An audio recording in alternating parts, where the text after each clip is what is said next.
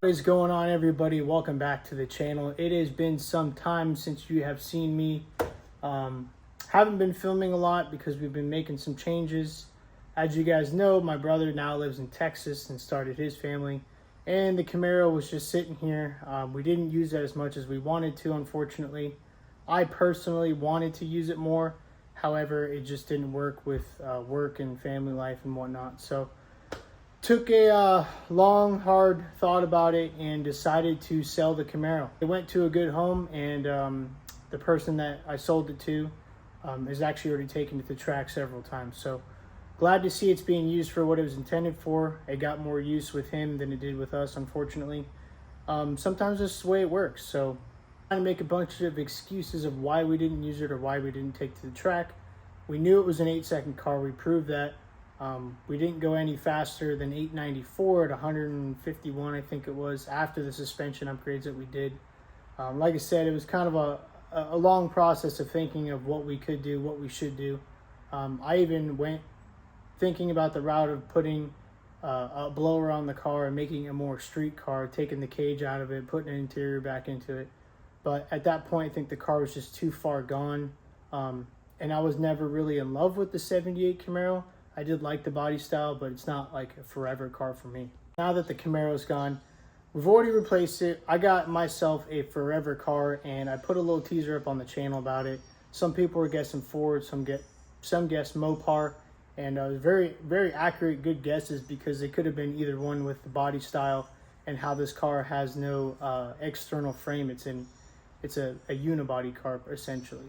The car's here. It's in Florida. I did get this shipped from out of state, and it is in the garage, and I've just been kind of plugging away at it and kind of, taking back for a second about I got my dream car, and it's just such an awesome feeling that it's just been a lot to take in. So without further ado, here is this is a 1968 Dodge Charger. No, it's not a factory RT. No, it didn't come with the big block or a Hemi. It was a 318 small block car. However, I do not care. It's in pretty rough shape. It does have some good stuff and some bad stuff. I'll go over that here in a second. But this is what we came up with. And like I said, got this shipped from out of state. It actually came from Missouri. So the guys that I bought it from are kind enough to ship it down, drive it down to Florida. As you can see, there's no suspension in the car. I did make these rollers for it, and we'll go over that in the next video.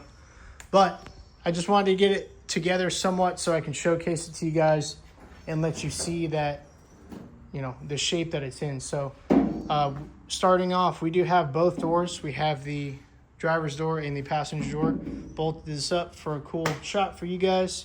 The floor pans need some love. Kind of holy. Really holy over there.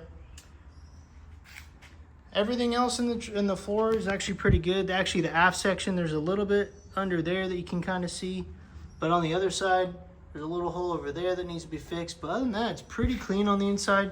Nothing in the back is pretty bad structural wise. So overall, pretty decent score. The window arch or the window channels are in good shape. That's just some factory lead stuff. The roof is actually in perfect condition. There's not a single dent that I can see or feel on here. Quarters, yeah, they're gone. Yeah, they're gone. Inner and outer wheel tubs, we will have to do inner and outer wheel tubs. We also have to do some frame rail repairs, and as you can see, those are pretty chewed up. I don't know if you guys can see that from here or not. They're pretty chewed up. So I do have new frame rails from the car, or for the car, and all of this sheet metal in the back. So it's pretty nasty back here. It's gonna take a lot of work. Rockers are pretty decent. Couple patches up there that can be fixed with some sheet metal.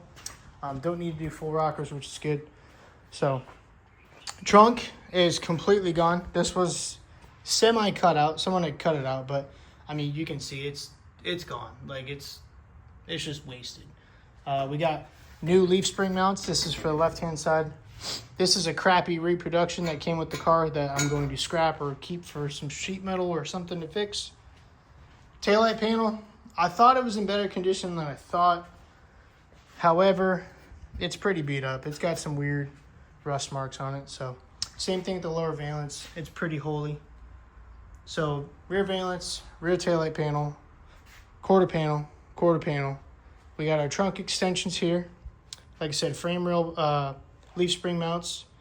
We have the corner pieces of the, where's the one that's here? We got these pieces right here. So we got both of those for new. Inner and outer wheel tubs. Sail panel will get replaced or fixed with the quarter panel. The liner up there is kind of beat up, so we'll have to do some patchwork with that. Unfortunately, I do not know if they make any replacement gutter panels, so it's kind of chewed up. That's going to be a little bit of a pain or a tricky one to do, but we'll get through it for sure. The car did come with a full suspension. It's got leaf springs, shocks, 2 drive shafts for whatever reason, the torsion bars, the bumpers, the steering column. Came with a lot of stuff. It came with a motorhome 440 with a short tail shaft, wrong transmission for this car, so that's useless to me. The 440, however, I can use. Has not been bored over. I already checked it. It's a standard bore size 440, so that's cool. Disc brake front and rear kit on the car. I'll probably use these for mock-up and to roll the car around eventually. But we got some plans for it. We're not even going to really use that stuff. But like I said, I mean, it's overall in a pretty good condition, considering, you know, the car is 50-something years old. That's where we've been. Like I said, been kind of crazy this past year. I got married, bought a new car, sold the car. Actually sold the Camaro the day before my wedding. So shout out to my wife for being very thoughtful and considerate for letting me do that. But yes, lots of plans for this thing already. So I'm spitballing a lot. However, I think a good course of action, obviously, is to get the body 100%. I've already ordered all the parts from AMD. We have got quarters, inner and outer wheel tubs. We have a trunk pan, a floor pan, the torsion bar cross member, the rear frame rails, like I mentioned, the forward core support, lower radius support. It's already been done. I did that already, and I'll show you guys that in a little bit. And go ahead and peel the hood and fenders off the car, and I'll show you the front end. Off to the front end. So overall, pretty decent condition. Got a little hole there, got to have to fix up. Some of that is gone, not really structural pieces, but just some, you know, 50-plus-year-old car debauchery going on. So frame rails nice and straight, no wrinkles in them or anything like that. Other than that, it's kind of weird. But like I mentioned, I did replace the upper core support and lower radiator support. I also added a US Car Tool stiffener for the lower radiator support, so I think it came out pretty good. It actually stiffened up the car quite a bit. So that's been working on the car just to get it to a point where I can throw the front end on it and kind of look at it. So the corners of here were gone, so I had to cut and make a new piece for that side and for this side as well. I'll go ahead and throw some pictures in there for you guys. Got some holes over there. Holes over there. That one's gonna be a little tricky to fix since it's a double skin. Battery location, that'll have to get cut out and fixed. Like I said, the frame rails, both sides, pretty damn good. Really no complaints about it. Firewall, immaculate. And it kind of sucks because I'm not going to be putting, you know, the factory AC in this car, so most of these holes over here, about all of that will have to get filled in and smoothed out. So I plan on just cutting basically along this kind of body line where the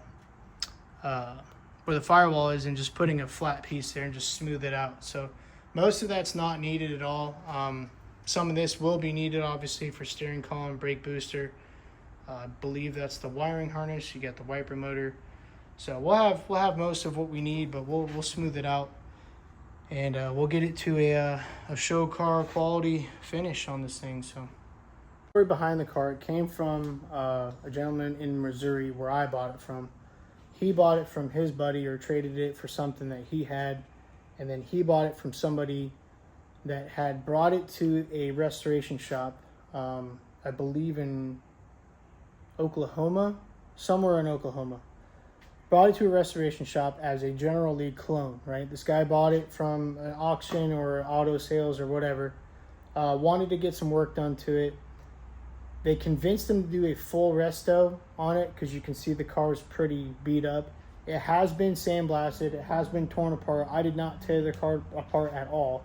I got it the way it sits like this. They rolled it up onto a trailer, and then we rolled it off. I put it on furniture dollies for a while, but it comes with, you know, the 440, most of the interior, most of the body panels. The doors came with the new fenders, comes with the hood, the trunk lid, the front valance, the rear valance, the grill. It's kind of beat up, but I got a grill at least. All the headlights, the wiring harness, the seats. I mean, it even came with carpet, so I already tossed that because it was disgusting. But overall, pretty complete car. Didn't come with like the right transmission, didn't come with the fuel tank, didn't come with the correct engine for the car, didn't come with the radiator, things like that. Really, not a big deal, but it's mostly complete. So the car's been blasted, it's been primed over just to keep everything from flash rusting. The guy spent a bunch of money, didn't want to spend any more money on the car, and just kind of got sold, got traded, and then got sold again to me. So again, this is going to be my forever car. This is my dream car, a dream of mine to have a 68 Charger or a 69. I would have taken either or. Wouldn't be, you know, too picky on that one. So got a 68. I'm super excited. I'm really excited to get back into kind of body work. I know that sounds crazy, but to me, it's so satisfying to cut out all this old metal and replace it with fresh stuff and just make these old cars come back to life, right? Because otherwise it's going to sit in someone's yard and just rust away, which is probably why it's so rusty. It just sat in someone's yard. I don't have a name for the car yet. I'm not sure I'm going to name it other than just the 68 or the Charger or whatever. So if you got any ideas, drop them down below in the comments. Any of your ideas, if we should put a modern Hemi in this thing, like a 6.4 or 6.2 Hellcat engine, whatever, 440, if I should find a Gen 2 Hemi, like an old school Hemi, or should I just keep the 440 big block and put a big old blower out the hood, right? It's not going to be anything crazy. It's just going to be kind of like a, you know, like I said, kind of like a show car, like cruise car, right? So I want it as nice as I can get it, you know, painted underside, painted inside, just make it look just like brand new, better than new, right? So that's my overall goal for the car. Again, I can't wait to begin. I've already started a little bit, and I've already got the itch back in me, so I'm really excited. We're going to move on to the the floor pans next. So I'm going to work my way back to all the major stuff. These are unibody cars, so I want to keep everything as structurally sound as I can. I don't want to take too much out of the car.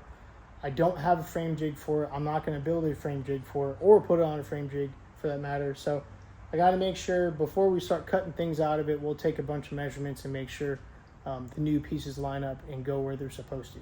But that's enough of me blabbing on. So I really appreciate you guys sticking around, following along. And like always, thank you so much for watching, and thank you so much for subscribing. We'll see you in the next episode.